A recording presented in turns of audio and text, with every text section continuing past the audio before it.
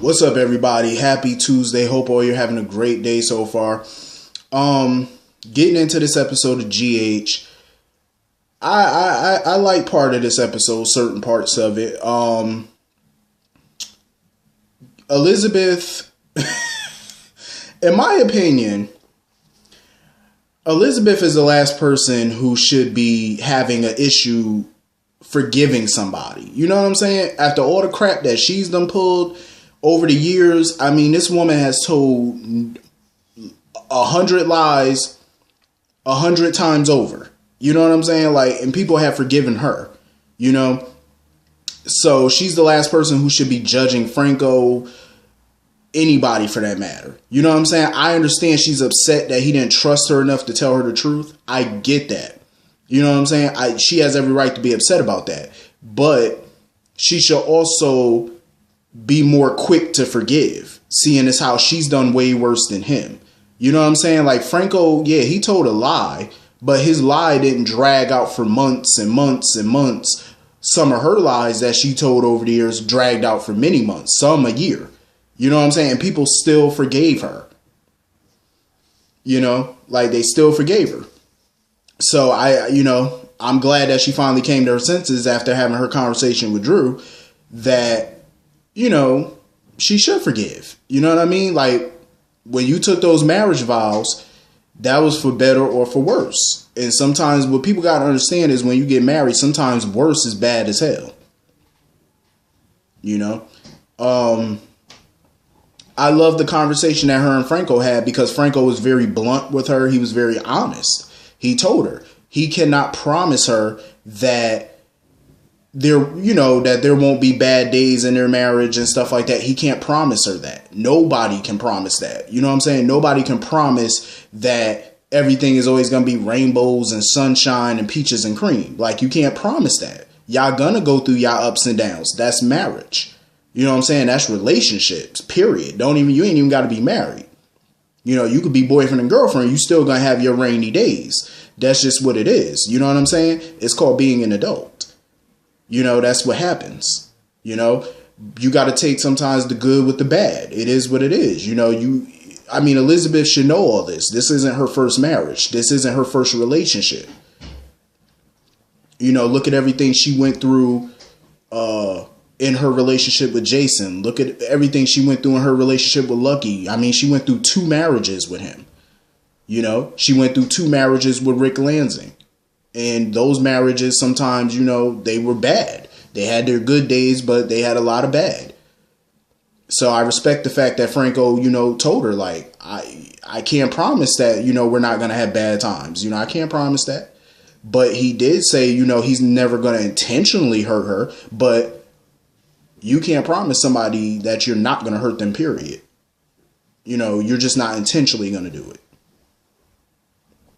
You know, he was just being totally, you know, straightforward with her.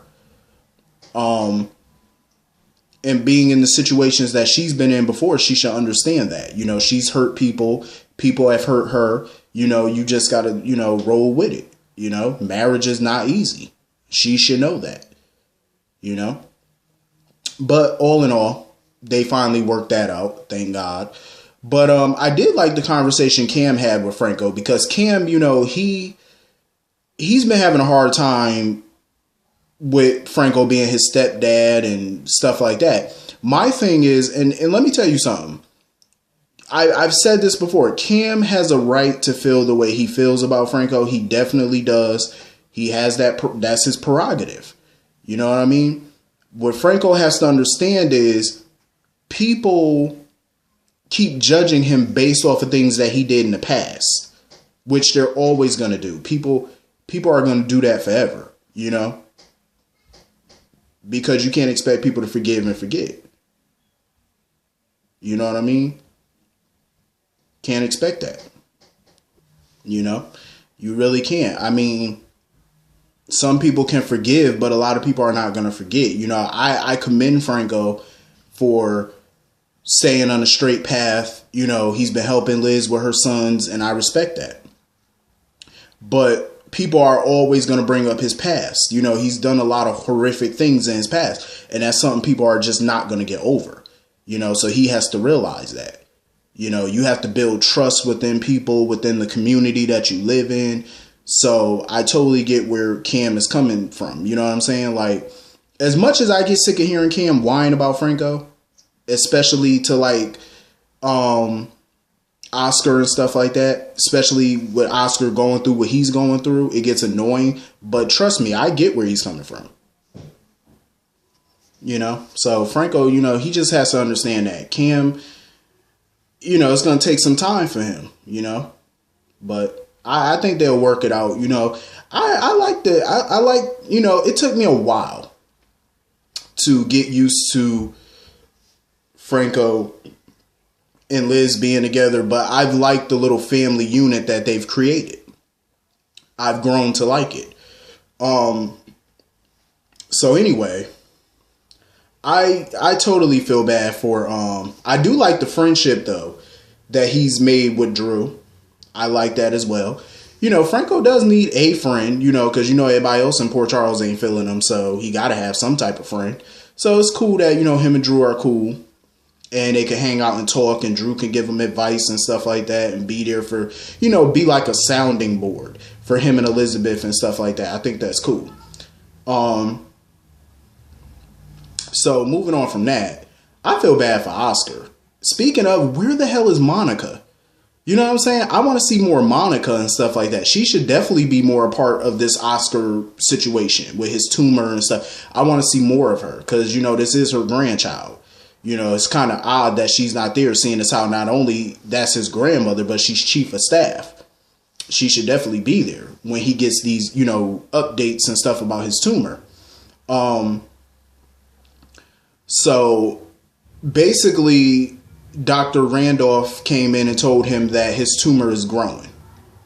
Before it wasn't growing anymore, but now it's growing. So basically he's about to get worse. His demise is pretty much imminent. I was hoping that they would have tried to bring in Robin or Dr. Drake or somebody to help out with this, because I would hate for them to kill this character off. I really would. Not just because he's a Quartermain, but because I see potential in this character. I really do. I know a lot of people don't like the Oscar character or they never warmed up to him. I totally respect that opinion. I get that. But for me, I just wish that they wouldn't just kill him off like that. You know what I'm saying? Because he's a character that shows a lot of promise, to be somebody big on this show in the future. You know what I'm saying? He could definitely be a major player on the show in the coming years if given good material. So I would hate for them to kill him off, I just think it's sad because I'm trying to hold on to whatever Quartermains we got. You know what I'm saying? It's like the days of the Quartermains and the Cassadines are just plummeting. You know what I'm saying? Like, they're not focusing on that family no more. They're not focusing on neither family anymore.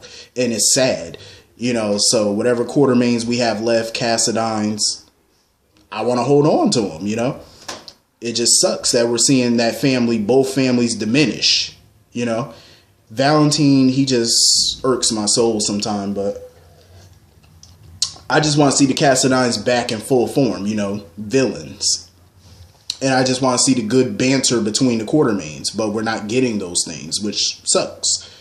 So he's in a lot of trouble, basically. Basically, Oscar's time is dwindling, but I did love the scene between him and Kim. He basically knew his time was coming to an end once Dr. Randolph told him that the tumor was growing. He knew. He knew, and he just wanted to thank his mother, take the time to thank his mom, because for years it's just been him and Kim. And he wanted to thank her for all the years that she basically was a single mother and raised him by herself. I respected that. I like that. And that scene was moving. The fact that he took the time out to just spend some time with his mom by himself. I'm glad that the writers finally took a hint and let him have some alone time with, if not both his parents, at least one of his parents. Because I've said this before that I feel like Jocelyn is around him a little too much. And he doesn't have much time left. So the little time that he does have should be with Kim and Drew.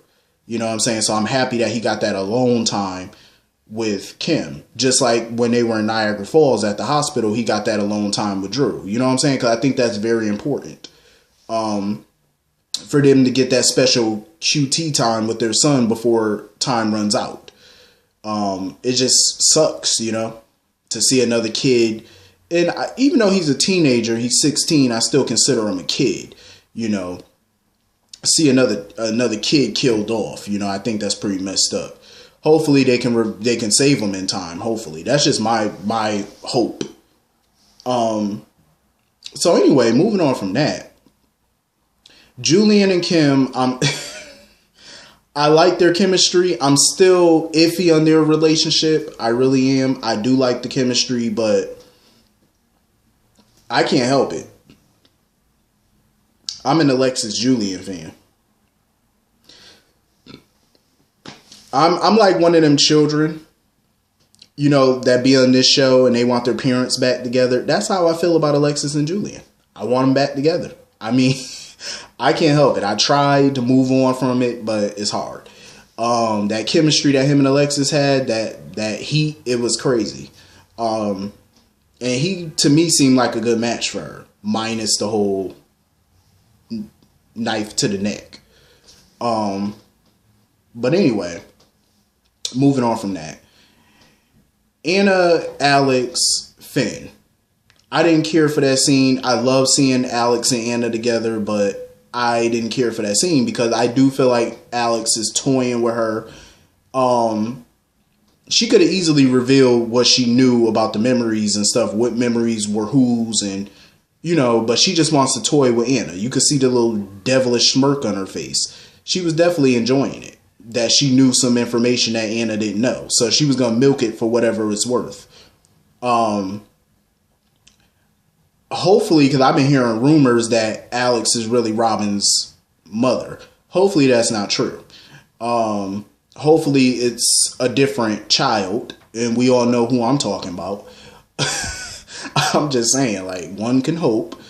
But I think it's more to it than what I think. I definitely think it's more to the story. Like, she definitely knows something bigger, because if it was Peter being her child, I think she would just reveal it.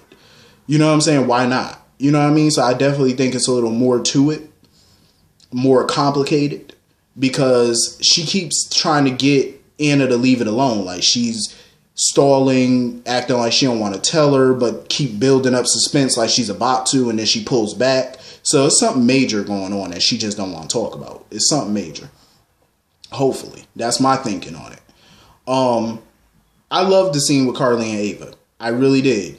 I loved it because it was some truth to it, to what Carly was saying. I had to agree with Carly. What annoyed me about Carly was she just never leaves the drama alone. Like, you are in a high-risk pregnancy. The doctor continuously tells you to leave stress alone, and yet the guards are telling you Ava Jerome is at the gate. If you know she's there to see Avery, why not just get on the phone, tell the guard, tell her Avery isn't here, she's at the Quartermain, she's asleep, hang up, tell her she can go see her in the morning. You know what I'm saying? That's all she had to tell the guards. But instead, you invite her into the house, and mind you, Ava was drunk as shit. And of course, Carly called her out on her bullshit, because Ava definitely came there drunk on purpose, looking for a fight. That's pretty much what she went there for. She wanted Carly to dig into her and basically tell her what a horrible parent she is, how much of a bitch she is, blase, blase. Stuff that Carly basically normally says to her. That's pretty much what she wanted.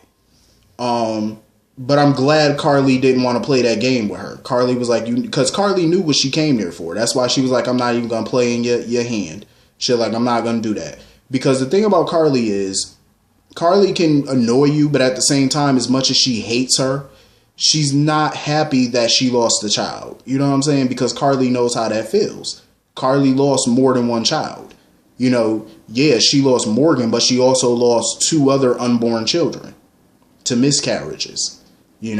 So she definitely knows how that feels, and she wouldn't wish that on anybody, even her worst enemy, which happens to be Ava. So she definitely is not going to hope that. So, I'm glad that they could sit there and have, I could definitely see Ava and Carly as frenemies. I could definitely see it. because, you know, at the end of that scene when Carly told her, you know, when Julian came to pick her up and stuff like that, you know, she basically was hoping that Carly wouldn't use none of what she said as leverage against her to try to, you know, keep Avery from her. But Carly let her know. She was like, you know, get your stuff together, you know, sober up, pull yourself together. Because she just didn't want to see Ava take Avery down that dark road. You know what I'm saying? Like, she doesn't want Avery to go through what Kiki went through when she gets older and stuff like that.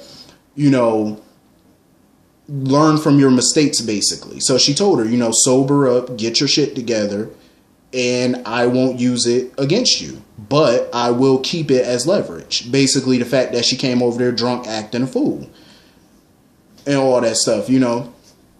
I really dug that scene. I really like it. I could, like I said, I could see them as frenemies. So anyway, I know a lot of people think, well, before I get into that, so Sonny finally told Dante about him and Carly having another child. Dante had that look on his face like, I know exactly what Dante really wanted to say. He wanted to say, you having another child, but y'all old as shit. Cause Sonny do look like he about 60 in that cell. Like he aged, with all that gray beard. But, I mean, some people might think Sonny's plan is stupid to have Dante kill him first.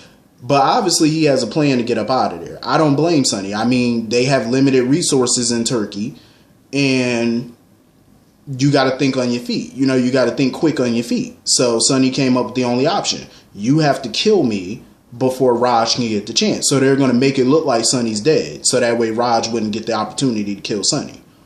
To really kill him. And they're going to use that to get both of them back to Port Charles. You know what I'm saying? I mean, I've seen worse plans, but it is what it is. I mean, desperate times calls for desperate measures. I'm just saying. But it is good to see Dante, him and Sonny working together. I like this little adventure that they're doing. And of course, tomorrow we get to see Robert again. So this is going to be fun to see all three of them working together to get the hell up out of there and take Raj down. So I can't wait to see that. Hit the comment section. Let me know what y'all thought about this episode. I will see you all later. Have a great day. Peace.